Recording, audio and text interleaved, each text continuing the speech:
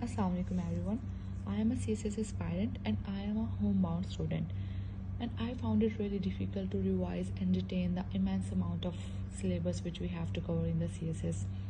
अब होता ये है कि सिलेबस तो हम लोग कवर कर लेते हैं, लेकिन उसको रिवाइज करना और मोस्ट इम्पॉर्टेंटली उसको रिटेन करना टिल एग्ज़ाम, ये बहुत मुश्किल टास्क है.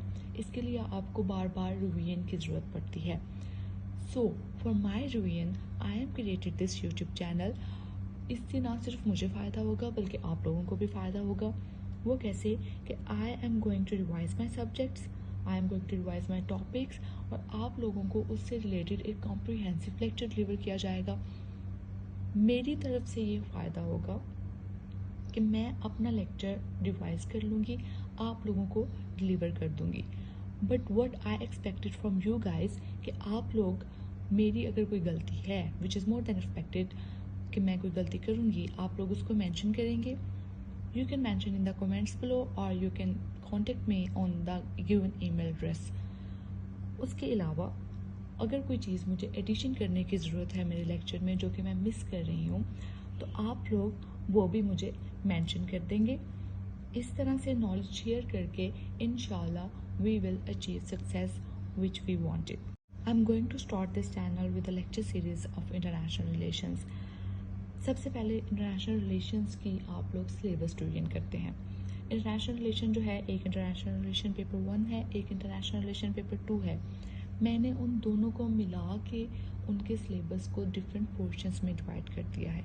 इसका मकसद क्या होता है? अगर आप देखें इंटरनेशनल रिलेशंस पेपर 1 और पेपर 2, इनका सिलेबस जो है, इनके कॉन्सेप्ट्स काफ़ी सिमिलर हैं.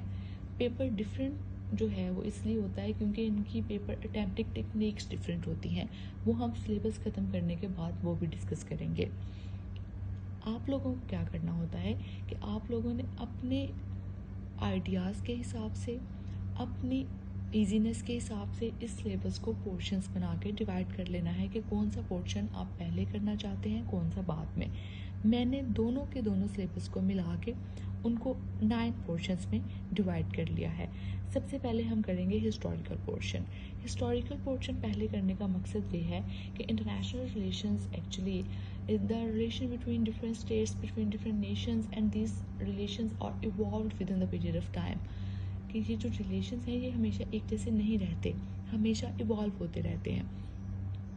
तो चूँकि हम लोगों ने इनकी एवोल्यूशन पढ़नी है, या इंटरनेशनल रिलेशंस में हम लोग क्रिटिकली एनालाइज करते हैं कि future of the relations between two states क्या होगा, तो उसके लिए हम लोगों को एक एग्ज़ाम्पल चाहिए होती है अपने दलाइल देने के लिए, आर्ग्यूमेंट्स के लिए. और वो एग्ज़ाम्पल हम कहाँ से लेके आते हैं? हिस्ट्री से.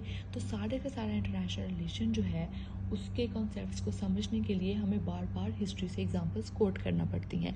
इसीलिए मैं सबसे पहले यहाँ पे हिस्टोरिकल पोर्शन रख रही हूँ, क्योंकि अगर हमारा हिस्ट्री का पोर्शन जो है वो अच्छे तरीके से कवर हो जाता है, हमें इसके सारे कंसेप्ट समझ आ जाते हैं, तो बाकी का जो इंटरनेशनल रिलेशंस है वो हमारे लिए काफ़ी आसान हो जाएगा और हमारे पास एक अच्छी मिकदार में एग्जांपल्स भी मिल जाएंगे जो जिनको हम लोग जगह जगह पर कोट कर सकते हैं. सेकेंड पोर्शन पे आता है इंट्रोडक्शन एंड थेरीज़. थेरीज़ जो हैं वो इंटरनेशनल रिलेशंस के दोनों पेपर्स में बहुत इंपॉर्टेंट हैं. ये सिलेबस में तो सिर्फ पेपर 1 में इंक्लूड है, लेकिन इनका जो मेन काम है वो पेपर 2 में आता है. वो किस तरह कि पेपर 1 में ये एज आ सिलेबस इंक्लूड है, या आप समझें कि एज अ टॉपिक्स इंक्लूड है जिनको आप लोगों ने कवर करना है. लेकिन पेपर 2 में जब आप क्वेश्चन सॉल्व करते हैं तो हर क्वेश्चन को आप लोगों ने थेरीज़ की नज़र से गुजार के सॉल्व करना होता है. पेपर 2 में आप लोगों को जब वो रिलेशंस पूछते हैं या किसी भी क्वेश्चन को क्रिटिकल एनालाइज करने को बोलते हैं, तो आप लोगों ने हर थ्योरी की बेस पर उस क्वेश्चन को एनालाइज करना होता है. इसीलिए थेरीज पेपर 1 और पेपर 2 दोनों में बहुत ही ज़्यादा अहम किरदार अदा करती हैं. तो हिस्ट्री के पोर्शन के बाद हम फ़ौरन से थेरीज पढ़ेंगे. Most of the CSS aspirants जो हैं वो सबसे पहले थेरीज पढ़ते हैं, उसके बाद हिस्ट्री का पोर्शन पढ़ते हैं. मेरा इन दोनों को स्विच ऑफ करने का मकसद ये है, स्वाइप इसलिए किया मैंने कि आप लोग अगर हिस्ट्री का पोर्शन पहले पढ़ लेते हैं तो थेरीज पढ़ने में आसानी हो जाती है. वो किस तरह कि जब आप थेरीज पढ़ते हैं तो अपनी थेरी को आपने साबित भी करना है, या आपने देखना है कि ये थेरी कब सामने आई थी. तो वो ہسٹری میں ہی جانا پڑے گا آپ کو. جب آپ کو آلریڈی ہسٹری آتی ہوگی تو آپ کے لیے تھیریز کور کرنا کوئی اتنا مشکل کام نہیں بچے گا. اس کے بعد ہم فارن پالیسی پڑھیں گے. فارن پالیسی جو ہے اس کو بھی میں نے 2 چیپٹرز اس میں ضم کر لیے ہیں.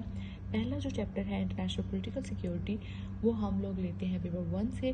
اس میں آپ کو فارن پالیسی کے مین ڈٹرمننٹس اور فارن پالیسی کے جو مین آئیڈیاز ہیں ان کے بارے میں پتہ چلتا ہے, اس کا انٹروڈکشن ہو جاتا ہے. اور سیکنڈ جو ہے وہ پیپر 2 کا سلیبس ہے جس میں ہم لوگوں کو ڈفرینٹ کنٹریز کی فارن پالیسی کے بارے میں پڑھنا ہے. فورتھ پہ ہے وار اینڈ پیس. یہ 2 چیپٹرز بنتے ہیں ہمارے پاس پیپر 1 کے, جس میں آپ کو پہلے وار پڑھیں گے, وار کے ڈفرینٹ موڈس پڑھیں گے, اور اس کے بعد ہم لوگ اپروچز ٹو پیس کی طرف جائیں گے. اس کے بعد باقی کے جو ڈفرینٹ کانسیپٹس رہ جاتے ہیں ان کو ہم لوگ لاسٹ پہ لے کے جائیں گے. یہ ہمارا پورا کا پورا سلیبس ہے انٹرنیشنل ریلیشنز کا, جس کو ہم لوگ باری باری کور کریں گے. And I think it will take more than 2 months to cover the whole syllabus of international relations.